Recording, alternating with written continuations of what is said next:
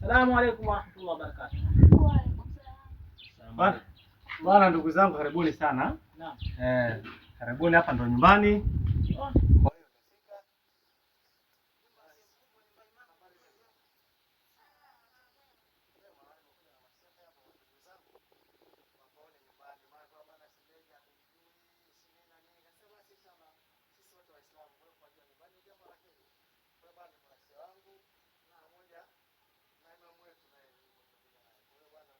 Huo ndo shemeji yenu. Naam.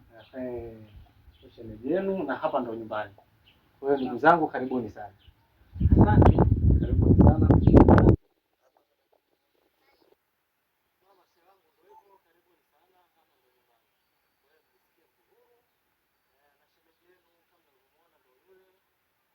Kwa hiyo bwana, nashukuru sana kupajua nyumbani napokaa.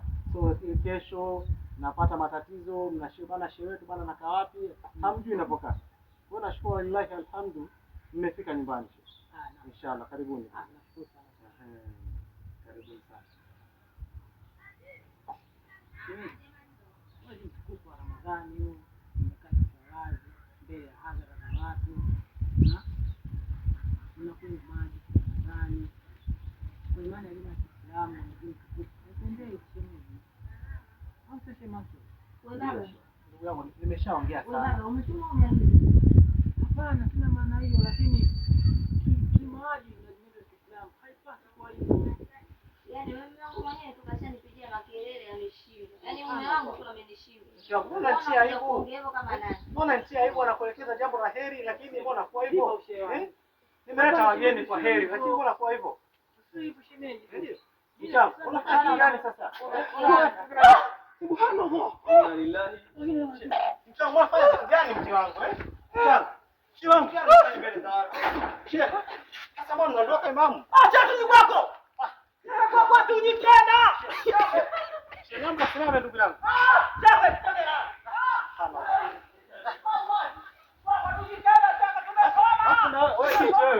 Wewe ndo unafundisha maji mabovu mke wangu. Haambiliki kwa sababu yako wewe. Hebu nenda kwenu bwana. Sikutaki hata hapa. Hata siku hizi mara kwa mimi mitihani. Mnakaa vichwa wazi. Mke wangu sasa amebadilika, hata maadili ya dini hana. Mitihani gani nataka kunitia kwenye familia yangu?